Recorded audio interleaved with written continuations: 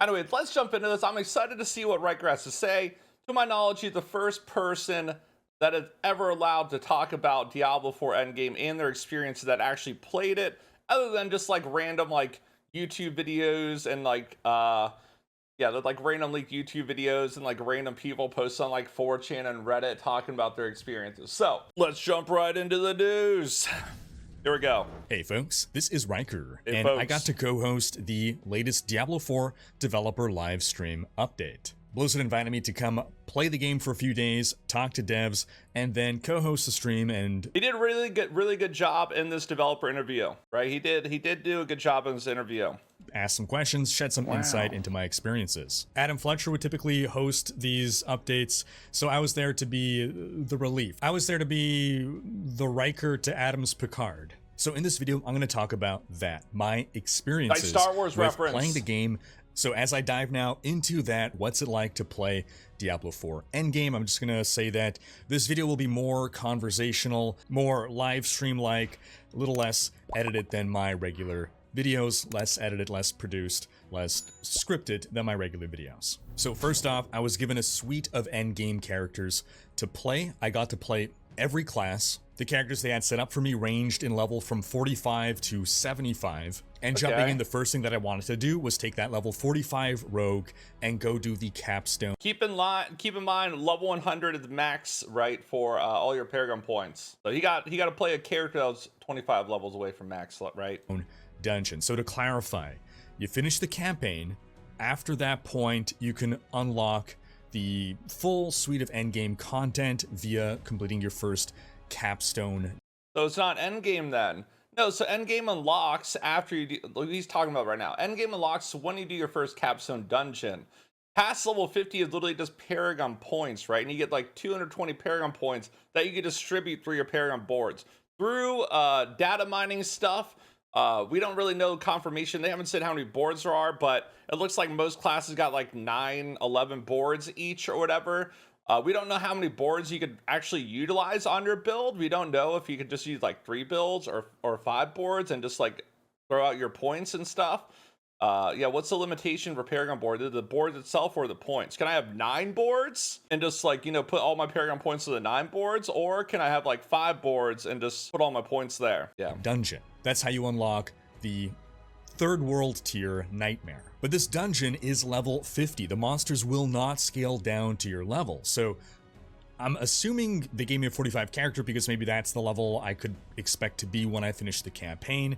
And if I want to go dive straight into that Capstone dungeon, I should say that the gear that I was given was, the character was pretty well geared. Again, I was playing a rogue. It was my favorite class going into this whole event. There was a synergistic build put together, and as soon as I go into that Capstone dungeon, I'm like, whoa, alright, this is significantly more challenging than I expected. It's taking long to kill monsters, and as I progressed my way through, I started to reach a point where I'm fighting these champion monsters, and they kicked my butt. I died, and like I said on the stream, I'm one of those people that was saying, veteran is too easy, can we increase the challenge of veteran? My understanding is the Capstone dungeon is intended to be reflective of Nightmare difficulty. Now, what I should have done at that point, or what I should have done instantly, was realize, okay, I should go power up before tackling this. The game is telling me, you're not good enough, but I treated it like it was I kind of wish Ryhkker was saying like what he gave more details about what build he was playing, right? There's always the meme that companies will give people like an editorial or journalist build and it just ends up being really fucking bad, right? I've ever seen like the journalists review builds and like they're playing it, you're like, what the fuck is this thing? Like they think it's good, but you're like, this is the worst thing I've ever seen. Like, where's your defensive layers? Like, where's your synergy? Like, it's not really creative, right? I kind of wish Ryhkker like showcased, like, you know, he had a little breakdown of what build he was playing, right? Like, was he playing Twisting Blades? Was he playing like Flurry? Was he playing like you know, penetrating shot build? Like, yeah, what was he doing? Dark Souls, I really wanted to unlock Nightmare difficulty, so I figured, okay, you know, 45, I should be able to do this if I muscle through. I rode the struggle bus for far too long. I died far too many times, but I made it past those elites onto, I don't want to give spoilers here. I'll just say there was a boss fight after that, and I had to learn the mechanics.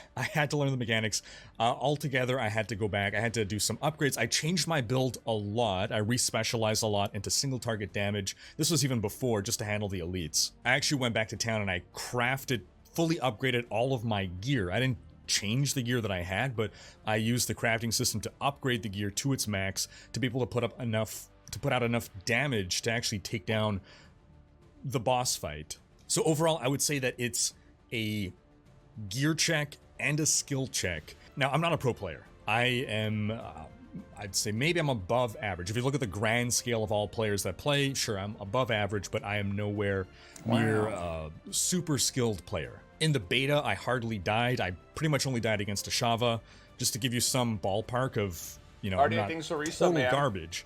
But I'm sure that there will be pro-level players that will be able to handle that encounter with either fewer deaths or no deaths.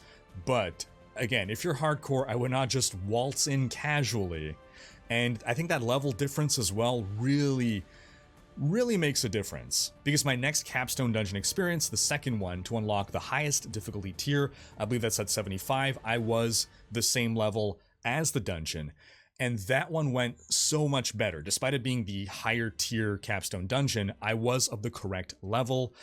The initial part, I'll say I breezed through, but then the boss fight, that was a big challenge again. I overcame it, but I died multiple times. Again, I needed to learn the boss mechanics to understand, okay, when am I getting one shot here? I had to change up my build a bit to be able to survive one shots. And by the way, the respecking, while I didn't do full respecs, I respect quite a bit. You generate gold.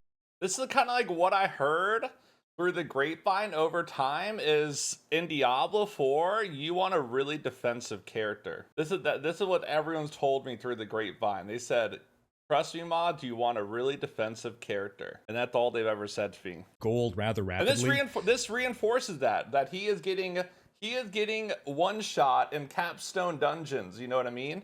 So this is like the Capstone dungeon, the dungeon that you have to complete to unlock the next world tier after Veteran, until you get OP gear. I don't know about getting OP gear or stuff like that. You guys remember original Diablo 3 launch? Like, you basically went sword and board, life on hit weapon, full defensive, full resist, everything, right? So I wonder if Diablo 4 is going to have some of the same balancing issues that Diablo 3 had early on. For Diablo 3, you went full defensive. That's actually most ARPGs. Most ARPGs are just made relatively easier by going full defense, and you can just have no damage at all, and it just enables you to kill anything in the game, right? You guys might hate on the ZDPS strategy, full survivability, but it's a proven technique that actually works.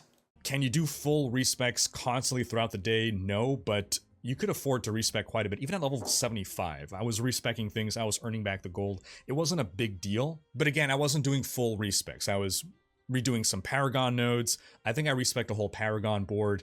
I changed up some skills, but I didn't completely alter my build. But yeah, I had to spec more into survivability to just sustain the fight. Yeah. I had to learn to better play my build. That's another thing as well, right? I'm jumping in there with a build that I've not played before, so I'm learning how it works. I'm learning how the mechanics of the build work. I'm learning how the mechanics of the fight work.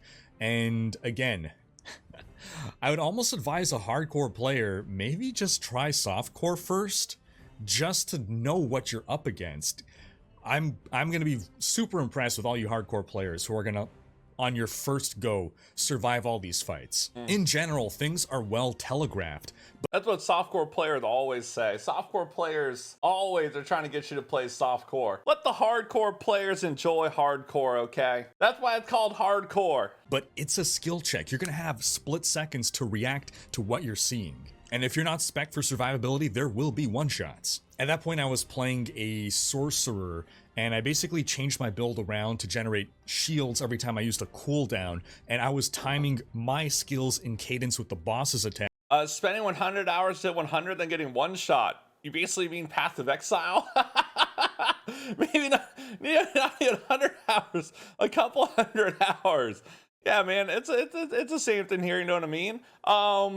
It happens. What can you do? Hardcore players have small dicks. Hey, I don't know why softcore players get so defensive when hardcore players say they want to play hardcore. Why can't we all just have slightly below average wieners? Why do we gotta have small dicks, okay? Calm down, Mr. Softcore Andy. You're allowed to enjoy softcore, and I'm allowed to enjoy hardcore. Okay, there's literally no reason we have to fight amongst each other. It all matters what you personally enjoy, not what game mode you're playing. Okay, let's keep on watching. We're like 6 minutes in. I always There's had a a lot of shield up whenever one of his attacks were coming, because I had a lot of difficulty dodging some of the boss attacks. And again, if you're off by that fraction of a second, bam, it was enough damage to one-shot me if I didn't have my shield up. So again, I wiped it. Yeah, people just enjoy hardcore because they like going into the unknowns, and they like the adrenaline that you get from your character potentially dying and have to perform well in encounters. Modz trying to act like he's a hardcore gamer when he was playing a pay-to-win waifu simulator for the past year. Listen up, bucko. I loaded up Path of Exile, Ruthless, hardcore solo self-found, and I was rank 1 after playing the waifu simulator game after 1 year. What rank were you, bucko? Where were you playing the hardest core mode? If I'm so soft, what was your rank on? Oh wait, you were below me, or you were too scared to play. That's what I thought. Against that boss multiple times, but it felt so good to overcome the challenge and then unlock that highest tier difficulty. I would say that the Capstone is on average more difficult than the average content of that world tier. That is, if you're just out, in the open world, it's not like everything there is going to be as challenging as the Capstone. That was another reason that I was trying to really muscle through to unlock it, because better loot drops in the next world tier, and that loot is then going to start powering you up more. Now, to clarify, you don't need to even do your first Capstone dungeon to start doing endgame content. You just only get access to Nightmare Dungeons and Helltide once you are in the World Tier 3. So you get basically this is what almost every hardcore player does, right? So Ryhkker said he wouldn't advise playing hardcore. Almost every single hardcore player will most likely over farm, make sure they get their good synergies, make sure they get their defensive abilities. It's hardcore 101, and then go do the content. And even not only just hardcore players, softcore players too, right? Like if you feel your character is relatively weak on softcore, it's not even a hardcore exclusive thing, you'll go farm for a little bit, and this is very normal in ARPGs. You make sure resistance is up, right? You make sure you got enough health, you make sure, everything else, you overgear in a little bit, and then you go in, then you do the harder content with more relative ease. So overgrinding to the point of where it's not a challenge. You basically just described an ARPG. Yep, that is literally what an ARPG is. Nightmare. Before that, though, you could be doing the Whispers of the Dead. That's typically how you would get your first Nightmare sigils. So Nightmare sigils are used to open Nightmare dungeons. You get your first of those via the bounties. These are the ones they showed on the dev stream, right? So you have like Resurrection's allowed, your dungeon you're in, they have positive effects, right? And then the non-highlighted ones, the non-green ones, are negative effects. It's the Tree of Whispers. In my case, I was given characters that had a full inventory of Nightmare sigils, so that I didn't have to farm that stuff up. So Nightmare dungeons will be a core part of the endgame loop. You're going to start again by getting your first Nightmare sigils. They're going to be like the tier 1 ones. They have different tiers of escalating difficulty. You get your first via the Tree of Whispers. Then after that, once you are inside a Nightmare dungeon, you can get other sigils to drop. That'll be for higher tiers. So I'm running a tier 1, then inside maybe I'll get a tier 2 or whatever, some higher tier, and it goes on and on. And that's generally how you're going to continue to farm your Nightmare sigils. If at some point you're unhappy with the sigils that you have, you can break them down into crafting materials and craft your own Nightmare sigils at the Occultist. This could be either because you want higher tier ones, so you're gobbling down your lower tier ones to get higher tier ones, or you, I don't know, you hate the map, you hate the dungeon, or you don't like the affixes that roll, because there's randomization of the affixes that roll on those Nightmare sigils. Now, the sigils come in, I'm going to say tiers again. There's Nightmare sigils, and then there are Torment Nightmare sigils. That's the main distinction. In the Nightmare tier 1s, you can die up to 12 times before you fail, and then in the highest tier 1, again, I'll call them the Torment tier, I don't know what the proper term is, if there is one, you can only die 4 times And yes, all the hardcore players are, you know, insulting us right now. I get it, I get it. So you're farming Nightmare Dungeons in order to get more. Diablo 4 is more hardcore than Path of Exile because you only get 4 portals instead of 6. Facts. Sigils to run more and higher level Nightmare Dungeons to get more higher level loot. And also the main thing at the end of a Nightmare Dungeon is you're going to level up your glyphs. Glyphs are things that you insert into your Paragon tree. They're some of the most powerful things, in fact, once leveled up sufficiently, that you'll have in your Paragon tree. So a core part of increasing your character's power will come from leveling up your glyphs, finding glyphs, first off, finding the right glyphs for your build, and leveling them up. You can argue that it's similar to legendary gems in Diablo 3, but there's more complexity to it because you gotta be inserting the glyphs into the Paragon board and in a slot that is meaningful.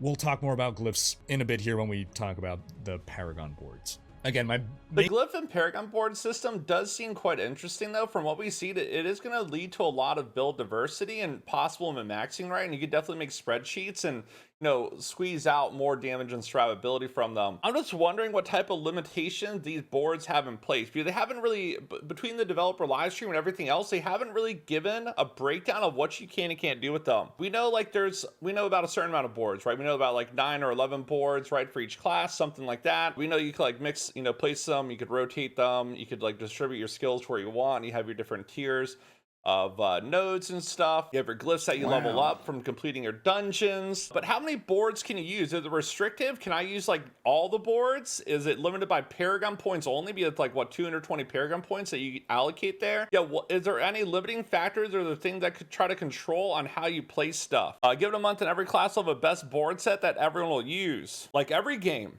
Yeah, that is ARPGs in a nutshell. Yes, people will theory craft and find the best possible optimal setup, or they'll relay that information to other people and everyone will cop it. Have you ever looked at Path of Exile? If we go to Pewee Ninja, everyone's copying Pox's RF build. Oh, look, people just discovered a new totem build. Ziz posted it. Everyone's copying Ziz's POB for the totem build.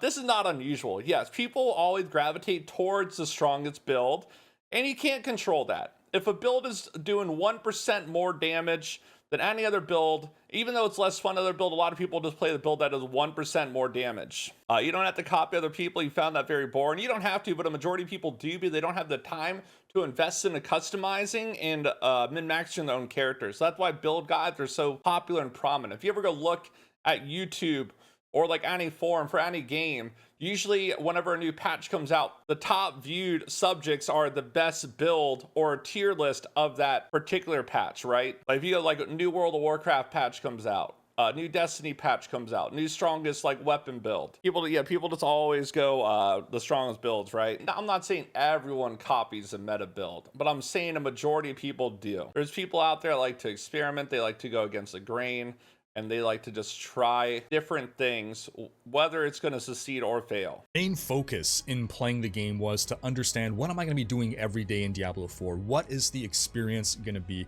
Why am I doing the different activities that are available to me? Now, on average, the difficulty in Nightmare Dungeons, not nearly the same as in the Capstone dungeons. Capstone is definitely far more challenging. But Nightmare Dungeons as well, I mean, you effectively get to make them as challenging as you want, given that you could unlock higher and higher Nightmare sigils. So at baseline, the baseline sigils are easy enough to run.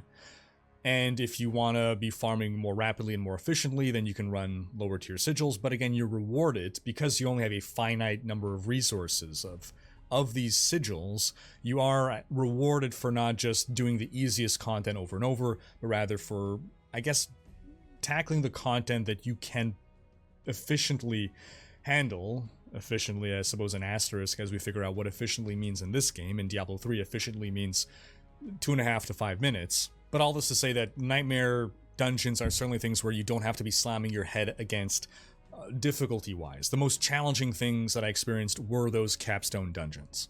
Now, one concern I have about the Nightmare Dungeons The capstone dungeons were guessed to tier the most challenging thing. Yeah, I wonder how like endgame farming balance is going to be, right? Because in most ARPG, that's all about doing a lower difficulty, extremely efficient dungeon, right? That is usually what you do. You don't really challenge yourself until you're incentivized to challenge yourself. You usually just do stuff that's really, really quick. Okay, let's keep on watching. This is a long video, actually. Is that in the seasons, we'll want to do, or we'll probably want to do all the Nightmare dungeons, or all the regular dungeons rather, once, but only 30 will become Nightmare dungeons every season, and that will rotate, so there'll be different Nightmare dungeons every season. This is basically just like Path of Exile map pool, right? So Path of Exile has like a rotation of maps that they pull and rotate each season to like change up the meta and change up your scenery. So Diablo 4 is taking inspiration from PoE also, I guess, where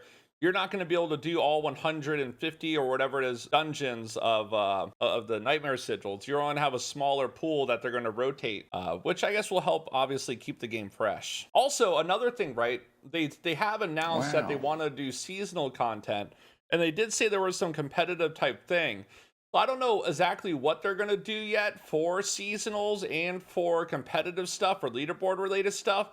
But if I had a guess, and based off what we've seen, it's 100% going to be like a Raider IO Mythic Plus formula of like clear speeds / completions of the different sigils, right? What do you guys think it's going to be? Like, yeah, they could do like the bounties or whatever. They could do PvP related stuff.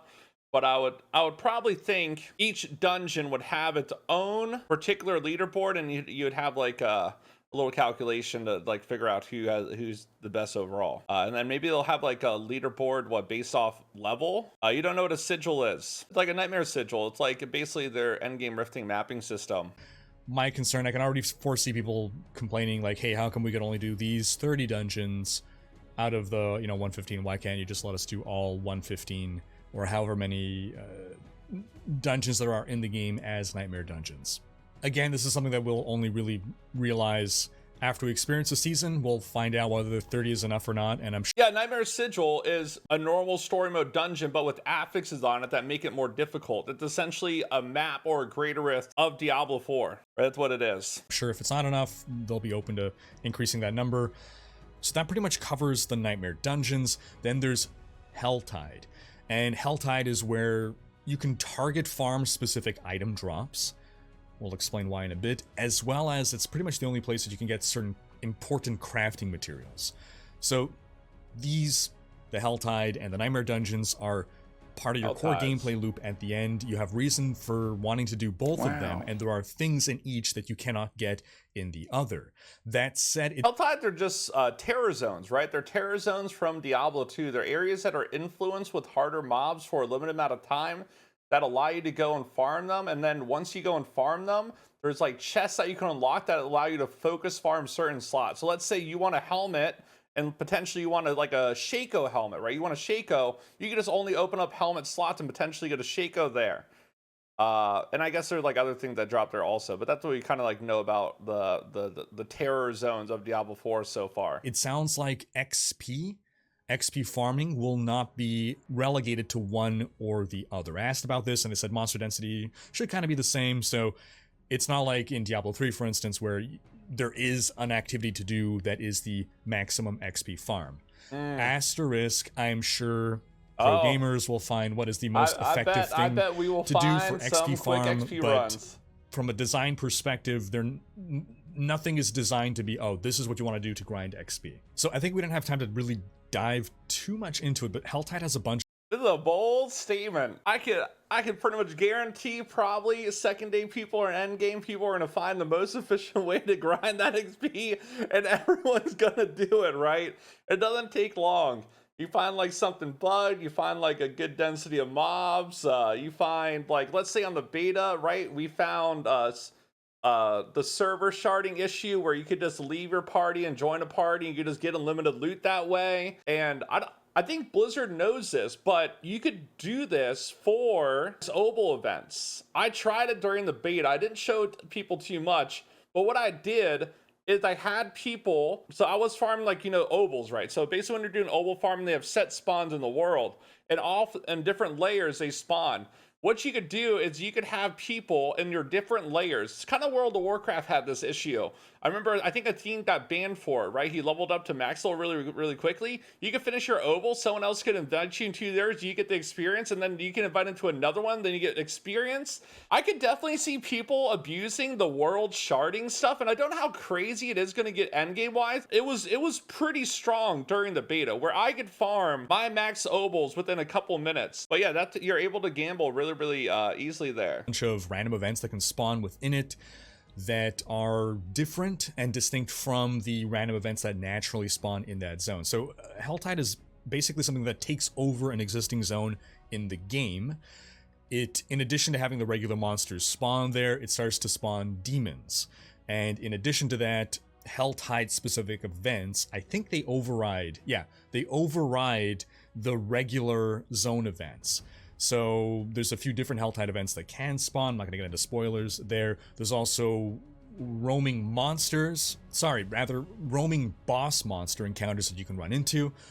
It's overall, Helltide is pretty challenging. It's not slam your face against a wall challenging, but there's a marked increase in difficulty within Helltide and outside of Helltide. And I think I could talk about this. It wasn't touched upon in the stream. Again, there was just so much to talk about and not enough time, but well, first off, to lay the foundation, within the Helltide, you are collecting cinders, and those cinders are used to open up different chests that are found throughout the Helltide. They spawn in random locations, so your flow of gameplay within Helltide is kill your way around, exploring to find where the different chests are. Every chest will have an icon above it showing a gear slot, like boots or two-handed weapon. I wonder if these chests are static spawns within zones. You guys all know the history of Diablo 3 and even other games with static spawning chests.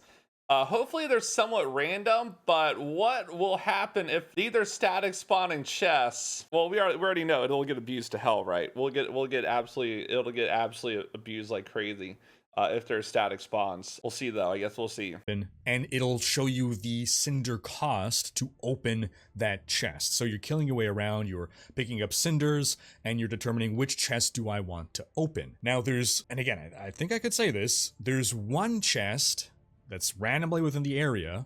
I'm not sure if it always spawns, but it is not marked on the map. And it's like a super secret chest. It's some kind of Uber chest. And okay, I think typically randomly roaming around the area near said chest is some Uber boss. So high risk, high reward. Oh, they said like you could encounter the butcher in the overworld. You remember they said that? So I wonder if it's like, yeah, it's like a Uber butcher, or yeah, like maybe like an Annie or something. And they said they do want to have like other versions like of the butcher in the game. I wonder if it is that. Who knows? I haven't played it. Okay, that seems cool though, that there's the high risk boss that could potentially give you more loot. And I want to guess that probably within that chest it's weighted higher towards unique items, ancestral items, and sacred items. That's what I would think, right? You have your different tiers, right, of loot in Diablo 4. And a lot of the tiers of loot are gated behind difficulties, right? Like the higher difficulties beyond veteran difficulty. And then you have your uniques, which are supposed to be extremely powerful. You saw like Shaco, Enforce, a few other ones that have been highlighted. I'm guessing like when you do this high risk encounter, you have increased chance of getting the more rare piece of the loot. Ward, beware, you're encouraged to scout around, find things, because again, if you die in Helltide, you lose half your cinders. They don't drop on the ground, they are gone.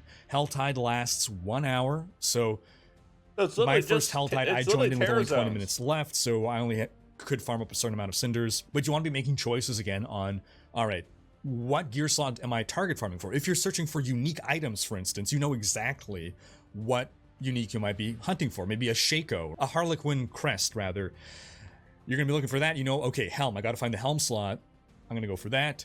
Or if you just have one slot that's really weak and you want to upgrade it, you can target farm for that. The odds of getting good rewards in general seems pretty good. And the spawn rate of Helltide seems to be 1 hour on, 1 hour off. So once one Helltide ends, the next one will start an hour later in another random location within the world. In the meantime, I like deterministic farming. I feel like it's really good for a game because, you know, sometimes just through bad RNG, you might be farming forever and you just might not get your item, but allowing you to have like a somewhat deterministic way to get your item that you need to complete your build is good.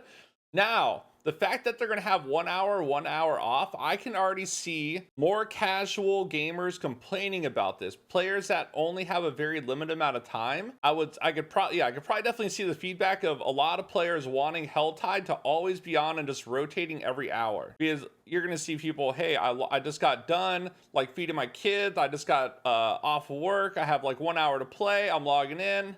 Oh shit, I can't do what I wanted to do. I have to wait until my next play session. I can already 100% see there's probably feedback in regards to the downtime of Helltide spawns and it not being flexible people's schedules. Now, on the topic of the cadence of 1 hour on, 1 hour off, I will note that in general, I'm someone who likes to have full agency over what I have access to playing in a game. I don't know how big of a deal is it. I mean, especially now the way I play, it's not a big deal to have 1 hour off, but I used to be someone who wanted to just jump into a game, play for 15 minutes when I had time during the day, and I think if I were still that kind of gamer, I would be disappointed to hear, oh, I logged in, Helltide's not available right now. Oh yeah, here's one less thing that I have to do. Maybe I get lucky a few days in a row and every time I log into play, Helltide is off. I'm not sure how much of an issue it would be to just have Helltide on all the time in different zones in the game. I suppose the concern there might be that if it's always on, then people might only do Helltide. But again, I'm not sure that's really much of a problem. If people want to do something, let them do it. The way it is now, I am okay with it. I'm just concerned if we're going to pave the way for a lot of things like this in the future that are all going to be on different schedules. One thing that I started to find tedious in Lost Ark, for instance, was, okay, at this time this does this, at that time that does that. I have a whole calendar. The game literally gives you a calendar in order to keep track of upcoming things and ensure that, okay, I go to this island to do this at this time, and then I go there to do that at that time. I just want to play the game whenever I want, on my own schedule, on my own time, and not be gated out of activities based on different times. If the concern is being able to do an activity too much, I would rather have some resource that I can farm in order to partake in the activity on my schedule. So, let's say... Lost Ark is a lot different than an ARPG though, right? One's an MMO, one's an ARPG, and you really don't want time-gated stuff in an ARPG.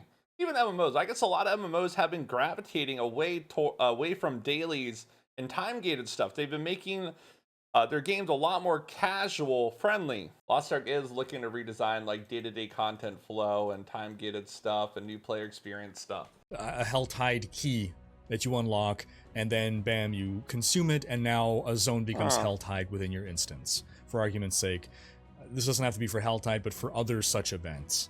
Some people suggest that for world bosses, for instance. And that pretty much covers the core endgame gameplay loop. Now, how does that all tie into progression? Well, this is related to sacred and ancestral items. Okay. So again, you're playing on veteran or normal difficulty. You have yet to unlock World Tier 3. You're only getting normal items. You're going to be fully decked out in legendaries probably by the time you finish the campaign. Otherwise, before completing your first Capstone dungeon, you'll likely fill in all those slots. 2 legendaries, hopefully legendaries that are helping your build. You might even be leveling up that gear at the blacksmith to make that gear more powerful, but there is basically a finite amount of power that you can get from items below World Tier 3. Once you unlock World Tier 3, then bam, sacred items can start dropping. These items are going to be on average better than the gear you've been able to find up to this point. And this is when the gear stops leveling with you. You can get a drop that might be good all the way through level 70. So it's a little bit similar to Diablo 2. Once you complete normal, then you start playing on Nightmare, and now you get exceptional items that can start dropping. So again, the flow of progression is going to be, you're pretty much maxing out your normal gear. Is Diablo 2 the best comparison for the system? Yeah, you have like your different tiers of items in Diablo 2. From what I've seen screenshot-wise, it's not really like Diablo 2. It's more like Titan Forging or Ancient items in Diablo 3, from what I've seen, right? All it is larger stat ranges. It's larger stat ranges. I don't think they actually add additional stat lines. So it's basically just like Titan Forging or Ancient items or Primal Ancient items in Diablo 3. It doesn't really seem like Diablo 2 armor tiers though. Gear by the time you unlock World Tier 3, and then you're going to start getting upgrades again, and as you're progressing your way up to about level 70-75 to get World Tier 3 unlocked, which again, I'm sure like super pro players will probably unlock it at higher, rather lower level than the rest of us. Mind you, they'll also be farming XP far more efficiently than the rest of us, so who knows, maybe they'll wait until the appropriate level to do it. But regardless, your flow then is sort of starting the loop all over again of gearing progression where, okay, well now you're getting your new drops you got to start looking at again. In my case, I wasn't really upgrading my gear because I was given a full suite of gear that was appropriate for my build. And so legendaries were not raining from the sky. They seemed to be dropping at an appropriate rate. I did see them, but the odds of getting a legendary... What does an appropriate rate mean? How many legendaries per hour you get in? What would you guys say an appropriate... Yeah, what's the definition of appropriate rate? That was good for my build was relatively low. So I would have to not only just find a base item that was an upgrade, I would also have to find a legendary essence to extract and put onto it, or otherwise just an item that was altogether really strong. Another thing I should clarify, the affixes on the gear that I had were also well suited for my build. So now I was in a position where the items that are dropping, if they're not rolling, you know, a bunch of good affixes, then it's a lot harder to replace just because some of the numbers are bigger when I'm losing some very important affixes on my gear, such as plus to skills. You do have a certain amount of agency in re-rolling that one property if you bring an item to the mystic or whatever the character is called that lets you enchant an item and re-roll one. It's good that itemization has importance over just raw armor, though. I like that though, right? Like, just like if you, it would be bad if you picked up a piece of armor that was like ancestral or sacred, and you're like, this thing has 200 more armor. We have to go wear it, but then you lose all your itemization. It's good that itemization has importance for your build, and you're not just looking at like more weapon power or more armor. At least that's what I think he's saying. Property, but nonetheless, I was going from a build that pretty much had all the properties that were useful to me to then needing to find items that would have only one bad property. He also played like in a pretty controlled environment. It would have been more interesting for them to set him up on a very basic account and like go through the process of, you know, like finding the upgrades and re-rolling them and going through like a more organic experience, because he kind of had a very manufactured experience. He didn't really have like your true like leveling experience. They basically just gave him a pimped out editorial journalist character, and they just said, have your way at it. That I can then re-roll into something good. I anticipate this to not be the case for most people. I doubt by the end of normal or veteran or whatever difficulty, I doubt you'll be in a position where your gear is perfect. And so it should be a lot easier to find replacements and gear upgrades as you move into World Tier 3. You will, however, start to face some decisions on, ooh, well, this is a much better weapon. Wow. I'm dealing a lot more damage, but I would lose a certain legendary power because I'm going to be swapping out this legendary weapon for a rare weapon. In the case of a weapon, I think the damage is generally worth it, depending on what that legendary affix is going to be. And this is also now when unique items can start dropping at World Tier 3. Now, then once you unlock World Tier 4, this cycle effectively repeats itself. I'm really interested in what the drop rate of unique items are. Like, are these going to be things that you see once every 5 hours, once every 10 hours, once every 20 hours, once every 50 hours, or are you going to get like one an hour? Like, how rare are uniques going to be in the game? Now you're unlocking the highest tier, the ancestral items, and again, probably by the time you're there, your gear is in pretty good shape, and you'll now be able to start upgrading it once again. But I imagine throughout World Tier 3, it's not that all of your gear is instantly garbage. It's not like your World Tier 1 gear is, you just toss it all out and pick up everything and it's all upgrades. You will be holding on to stuff. Maybe there's going to be a legendary affix that you can't find again, so you need to hold on to a certain item that's key to your build. And similarly, moving into World Tier 4, maybe there's going to be some unique you found in World Tier 3 at level, 51 that you don't want to get rid of. Maybe that's your GG item for the rest of, all the way up to level 100. Wow. You might have a few gear slots that you're going to be holding on to because, I got these really good rolls.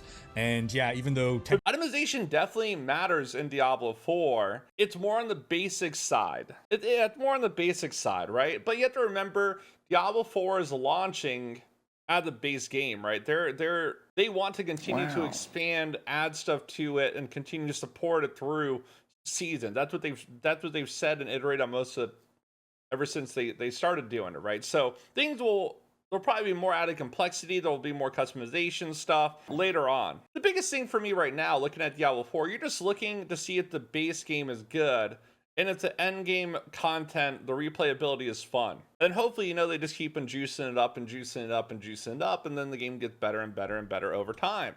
Now, just your normal, typical live service game. Would say 20 hours total, level 100. No, they already said it would take on average 150 hours to get to level 100. Level 100 in Diablo 4 won't be completing the game. You just won't be able to gain Paragon board experience anymore.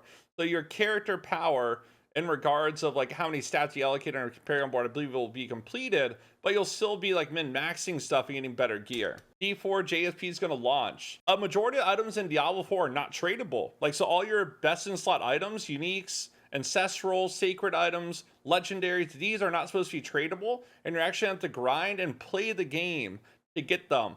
Rare items will be tradable, and then also, rare items and gold will be tradable. Good rares will be worth something. Yeah, like good rares that itemize well, that have like good plus skills on it, that you can transfer legendary powers through to the Mystic will obviously be viable. That's why I really hope that they have like some type of in-game simplistic loot filtering system. Because at some point in time, I figured you probably don't want to just be picking up everything. You might just want to be searching for things that are beneficial for your build or future characters that you want to make. We don't get 50 Paragon points. It's 220 Paragon points.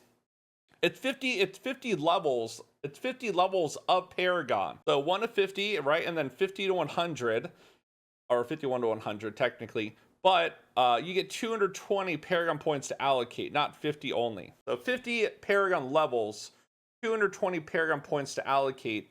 I guess as you see fit into your Paragon boards. You have to remember there's the renown system in the game also that gives you league-wide bonuses, right? You know, your Statue of Lilith, your skill points, everything else like that. Paragon points.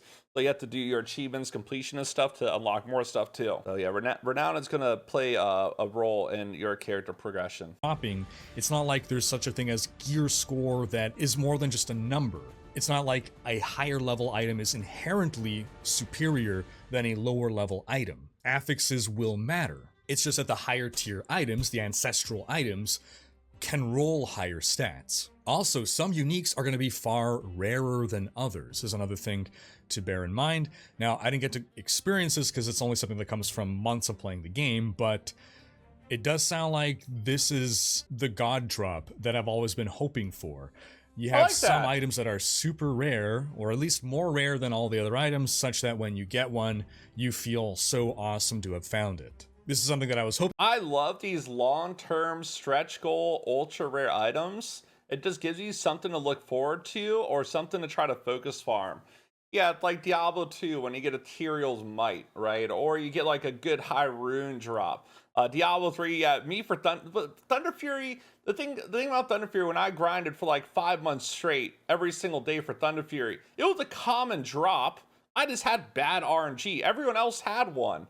I just couldn't get one, and at the time it was best in slot for month. Yeah, so I just had bad RNG. I was just grinding like crazy, and everyone else had one. I didn't have one. So that was a little bad RNG. But luckily, Diablo 4 has ways to focus farm, so you could mitigate some of that bad RNG just by focusing on a specific area of the game. Make yourself not stress out so much. You know, Path of Exile, Mage Blood, Headhunter, right? There's all these stretch goal items. So hopefully, these ultra rare items that they have in Diablo 4 are fun and exciting. And honestly, you kind of hope that they're broken, right? There's nothing wrong with having like some things that are a little bit on the stronger side. Hopefully they're just not like, we don't want to like, we're just going to make it as strong as like, you know, like a legendary power item. You want to have like some cool stuff that you could get. You spend 4,500 obols trying to get the polarized shockwave unique aspect during open beta and you never got it. And that was with enhanced drop rates. That's why this up and coming Diablo 4 beta weekend, I'm so excited to see what the game actually feels like with normalized drop rate. It's going to be a totally different experience because a lot of times when you're leveling in the previous Diablo 4 betas, you would get to, you know, like level 20, level 25, and your character would almost be all the way suited up in legendary items. So yeah, it would be nice to see the natural progression. Also, I wonder what they're doing with Druid balance. And they did do some blanket statements for Druid stuff. Did they actually change like some early game druid damage and then also some modifiers on druid stuff too? I wonder what they actually did with that. Or they just left it as is. 18 damage now. Hey, that's still up though, right? 18 more than 17 confirmed. Quick math. Hoping for D4 sounds like it should be in the game. All right, now for the Paragon boards. I was someone who, when I first saw the Paragon boards, I guess a while ago, I wasn't terribly impressed with them. I just sort of had the idea that, okay, it's gonna be a board with some like random, selection of pseudo-random attributes, lots of +2 basic stats, and then you're gonna have that legendary node that is probably gonna be the only real interesting thing on the Paragon board. But I had my eyes opened when I saw the assortment. I think every class gets, I want to say 7 to 8 Paragon boards. They are all themed around that central legendary power. And that's the part that made them really interesting to me. I started to now, Wow. it completely changed my perspective on Paragon boards. I started to think of it more like, it's almost like an ascendancy class in PoE, or a prestige class in Dungeons and Dragons, or, Last Epoch has its specialization class as well, sort of thing. Not quite to that extent, because you can select eventually multiple boards, but on the Necromancer, for instance, like, okay, here's a board that is for the ultimate minion Necromancer. So that central legendary node does something very powerful. I think on average, the legendary powers on the Paragon board are more powerful than legendary affixes. So this is something significant. By the way, the legendary power or unique power on a unique item is a couple times. It's some... Yeah, I've never heard Paragon boards described that way. Also because I never played the Endgame before, but Ryhkker is saying it's more like an Ascendancy class from Path of Exile. Are boards randomly generated? I don't think they are. I think they're like set. I think they're static, and there's like 9 or 10 boards per character, like you said, right? It's some multiplier on average more powerful than a legendary power, just to put some sense of scale in there. So you have, in order of increasing power, I believe you have your basic legendary powers, you have your Paragon board legendary node, and then you have your unique affix, or unique legendary power, that would be the most powerful of the 3, on average. But going back to the Paragon board, so again, you have your Summoner Necromancer. That legendary power is something that is comparable to, in design, a legendary power on an item, but a little bit more powerful. And then you have your rare and your magic nodes that are thematically tied in. So the least interesting thing on the Paragon board is just the basic nodes, where it's just +2 different stats. And there's no such thing as main stat in D4. You could want different stats on your character for different reasons, whether you're going for more crit, or whether you're going for more resource generation, or what have you. Sometimes even your glyphs will make you want to build for a certain stat, because there are mechanics within the Paragon board that turn on or activate based on how much of a certain stat you have. So you might find yourself building a stat for the sole purpose of unlocking a better effect on the Paragon board. Okay. From a design perspective, this was the idea of, okay, in D2, for instance, there are certain items that you cannot equip unless you have X strength. Right, there's like, it's basically a Path of Exile. Why? Every single time I pause the video, Ryhkker looks like he's high as hell. Yeah, so from the Diablo 4 developer interview, it's basically Diablo 4 has threshold jewels from Path of Exile. And you could actually grow that threshold jewel, right? But after leveling, right? They said you can level up the glyphs and whatever, the jewels, and the area that it covers will expand, enabling you to hit more attributes. And as you unlock more attributes, it unlocks different tiers of bonuses. So you kind of want to put, yeah, I guess they kind of just want to strategically put stuff and level stuff in a manner where you gain those additional effects. They wanted to take that same concept, but make it less punishing and move it elsewhere. So they have it on the Paragon board where, well, if you don't have this amount of a certain affix, you won't get this more powerful bonus effect. So to use as an example, on the Paragon board for the ultimate Summoner Necro, the legendary power could be something like your minions deal 10% more damage for each minion type you have, thereby encouraging you to use all the different minions and rewarding you for doing so. Then your individual rare nodes could be stuff like plus, 15% damage to Skeletal Mage, And then the blue nodes could be something like plus 5% to minion armor. But they're basically all themed, again, outside of the regular nodes, they're all themed around the central theme and fantasy of the Paragon board. Now, one issue with the Paragon boards is you can't plan ahead. There's currently no planner built into the game. So once you unlock the Paragon boards, well, now you might want to completely change your build, or otherwise, I guess what you would do is you would see what build am I running now, which Paragon board best fits the playstyle that I'm going for. Alternatively, you might say, oh, dang, this is a really powerful Paragon board, or now that you're seeing them all, you might decide, okay, I want to combine these, and I'll completely respec my build around the Paragon board. Overall, I definitely hope that at some point they can add into the game a Paragon board planner. I'm sure that there will be external resources. The creative thing about the community already data mined all the Paragon boards, and Paragon board planners, or like a path to building for Paragon boards, have existed before the day one beta opened up. That is how devout the Diablo community is. Like, the Paragon board planners are literally already there, and they already exist. So yeah, if you're worried about like not being able to pre-plan your stuff, it already exists. So you're not gonna have to like wing it or like wait for a board to drop. So yeah, if you just want to like pre-plan your Paragon boards, you could literally already do it nowadays, unless they make changes to it, right? He was seeking from the point of a casual, so you get that. Well, yeah, we know that respec costs exists in Diablo 4, and we do know that cost is incremental the farther you go along. It's not like Diablo 3 where you can just freely respec whenever you get like a new item or you get a new board. So they should have some type of, maybe they should have some type of system in place, since there is a respec cost associated to the board, to help out people that aren't using external resources. Or possibly at certain stages of the game, give you one free respec, just like Diablo 2. So as you like enter the further difficulty, once you complete your Capstone dungeon, you get like a free respec, right? Or if you like do certain activities in the game, just like Diablo 2, right? You could farm respec stuff in Diablo 2.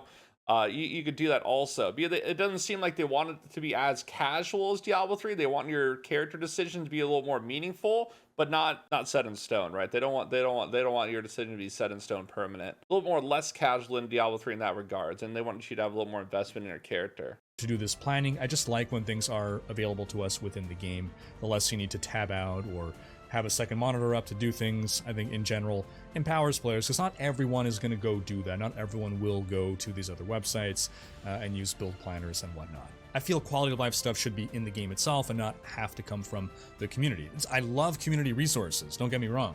I agree with this so much. Don't gatekeep quality of life in your game and be reliant on your community to do it. I hate when companies do this. This is the lazy way to do stuff. People, they try to say, hey, it promotes community camaraderie. It makes us stronger as a community if we all make tools to benefit the game. No, it's not just pure fucking laziness. Put the damn quality of life in the fucking game and stop relying on other people to fucking do it, okay? Plain and simple. I am very, very passionate about this, okay? I'm very, very passionate about this. If the community wants to develop stuff further, you shouldn't just like make everything reliant on the community though. I always love when the community comes and adds to the game, but I think a lot of that stuff generally should be in the game by itself. One of the issues is that you can't look at what the Paragon boards are unless you are currently at a gate node. That's one of the nodes that'll connect to a new Paragon board, so it just makes it more difficult to plan when you can't be just bringing up a menu that shows you the Paragon boards, unless you are literally in the process of adding a point to unlock a new Paragon board. But overall, I was someone who previously didn't think the Paragon system was that interesting until now I got a more holistic look at the Paragon system, and now I have a question from chat. I'll answer it. When are mounts available to players? It's like a level 15 mission in the campaign. It's not in the first zone though, it's one of the second zones. But yeah, it's like a level 15 campaign mission. It's in the second zone. Yeah, so you should just be able to lock your mount pretty early game. It's not like an end game thing, unless they decided to change it. It's a level 20 now, actually.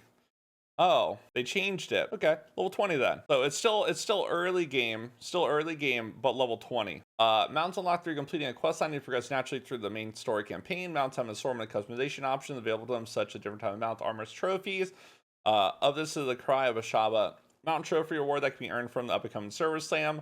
The Dormants will transform your trusty old steed into one hell of a warhorse. Mount trophies can be attached to the flank or saddle of your horse. There are dozens of trophies to be found in the Sanctuary. Once the mount is unlocked, it can be used in all game modes for any and all characters the player creates. Yeah, Act 1 is quick. Like, you can speedrun the campaign.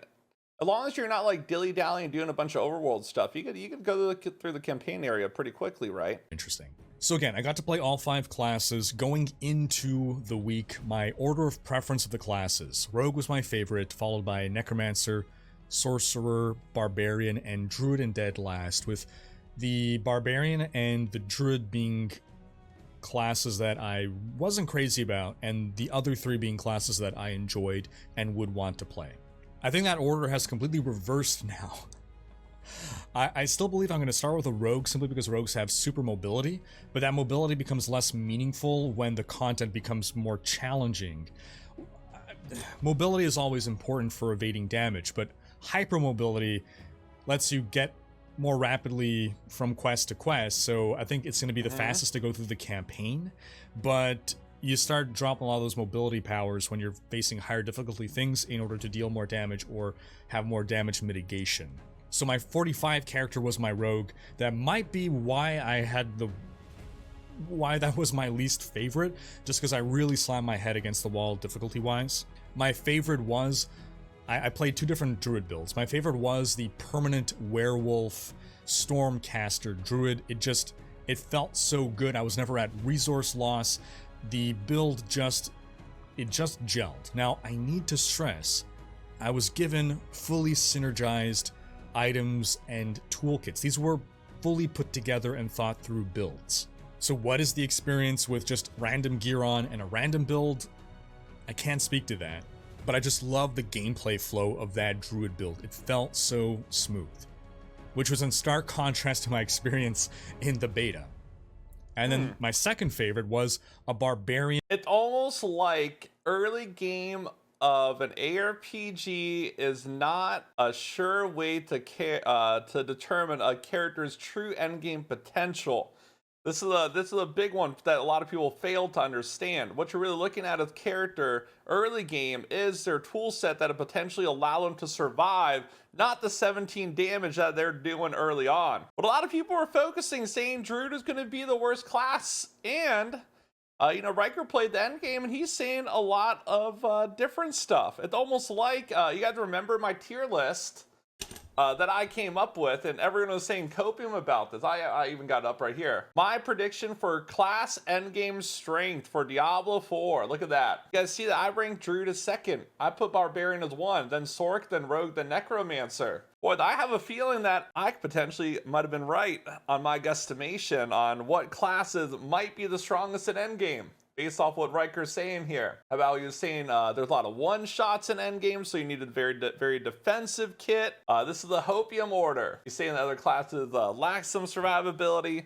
I guess we'll see though. Just a little hunch on what might be strong in endgame.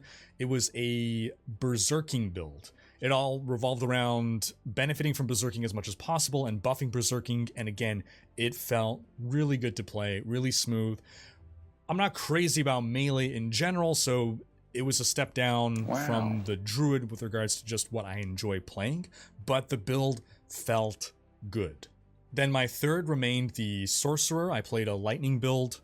And to clarify, the build that I was playing has all the changes that they listed from the last patch that we covered last week. So it wasn't the same, overpowered lightning sorceress that we had in the beta. Yeah, sorcerer remained as my number 3. And then my number 4 was the necromancer. The necromancer, I was given it was a blood army build. So it was this combination of using blood lance while also having minions. It was a pet build that also had me doing some of the active damage. Now, nerfs were made to minion survivability. I definitely felt that. My minions pretty much only died against a Shava back in the beta. They otherwise were almost always up. Now my minions were dying quite regularly. I was having to resummon them. I'm not going to say constantly, but regularly as I'm going through. I would say that I never really reached a scenario where I was out of corpses. Or, that's not fair to say, no, I would be out of corpses sometimes, but I had a lot of means of generating corpses. So sometimes I wasn't at full minions. I had maybe a couple out, but on average, I was generating enough corpses at a regular enough rate to be replenishing my army. Minions or Minion Necromancer will... What do you guys prefer, like a totally AFK minion build where you don't have to do anything besides just dodging, or do you prefer a semi-active playstyle where you actually have to use like a skill to summon corpses, then use those corpses to summon more minions? You guys prefer an active build, semi-active, you just want to AFK. That's why a lot of people go minion builds. A lot of people go minion characters so they could literally just sit in the back, let their minions kill stuff and drink their coffee, right? Or a lot of my friends that play PoE, that's what they do in PoE, right? They get a permanent minion build, right? They go do a blight map and they just sit there in the middle. They let their minions do everything and they just AFK for, the AFK the entire time. Will remain non-targetable, as in it's Diablo 2 style where your minions just go out and do whatever they want, as opposed to Diablo 3 style where you can point to an enemy and your minions will target that enemy. That's not my preferred playstyle, but that's the decision they wanted to go with. There are people that like dumb minions that'll just go do their own thing, and again, not my preference, so I don't really see myself going Summoner Necro. I really like that ability to point at an enemy and say, please attack this. I wonder if there's going to be a version of like tele-stomping in Diablo 4. I don't think they'll bring Enigma back. You know, eventually they did say they do want to implement runes and rune words. Are they going to give us a version of tele-stomping in Diablo 2 or Diablo 4 at some point in time, whether it's like a skill or just like an item that allows you to have more control over your stuff? Said it's not that I had a lack of things to do. I could still be, again, I had my Blood Lance, so I was still actively doing quite a bit of stuff during the combat. I'm just not fond of the haphazard nature of minions just being this chaotic force that are doing whatever they want and not being able to target something in priority. Because Diablo 4 is a game where you often do want to be targeting things in priority. So I could imagine on a full minion build where you have no damage yourself, you know, maybe a blood cyst is going to appear on screen, and you just gotta hope and pray that your minions are going to go attack it before it explodes and kills you. It would be cool if maybe they could at least add a legendary power or a unique somewhere that lets you choose to target. Maybe it'll do it that you're... once you're at max minions, Ryhkker here, we're on instead the of same summoning a page. We're thinking skeletal priest, alike. it'll send your minions to attack, and it doesn't have to be the zoom mode like in Diablo 3 where your skeletons all instantly surge over, but just, you know, target this and they meander over and priority take down that target before any other. So I think that pretty much covers the gameplay portion here. I'll say if you have questions, feel free to drop them in the comments. I'll try to answer, or come by my Twitch streams and we can have live discussions about things. Overall, I definitely gained a more robust understanding of what are we going to be doing day in, day out in Diablo 4. Overall, I had a great time. I'm glad I got to ask your most upvoted questions, and soon enough the game will release and you'll have a lot of these questions answered for yourself. So that's gonna wrap up this overly long and rambling video, as I am still recovering from my travels, but I'm gonna thank you all for watching. I thought if you enjoyed this video, played, please share it. Check out these other videos. I thought Ryhkker played the original Endgame beta. That was actually a good video. There was some like new stuff that we learned. There was some points that were reiterated on. But it's actually nice to get the perspective of someone that actually played the Endgame beta and actually are allowed to talk about it. My ultimate wish for Blizzard is for them to remove that NDA and let more people talk about it, because I want more perspectives. I want more people talking about the Endgame instead of just Ryhkker, right? I want to get a vast understanding of what's going on before we get into it. Like, I think one of the main reasons why they're not lifting the NDA because they want to not spoil a lot of things for people. But personally, I just want to know, man. I'm antsy. I want to know, right? Like, that's just how I am. I'll tell you what though, after seeing like the Paragon board and like what the Paragon board entails, it made me a little bit more excited about Diablo 4 because it is going to add that extra layer of customization that players were wishing for. Outside of that, I think that's it for the Diablo 4 news for the day.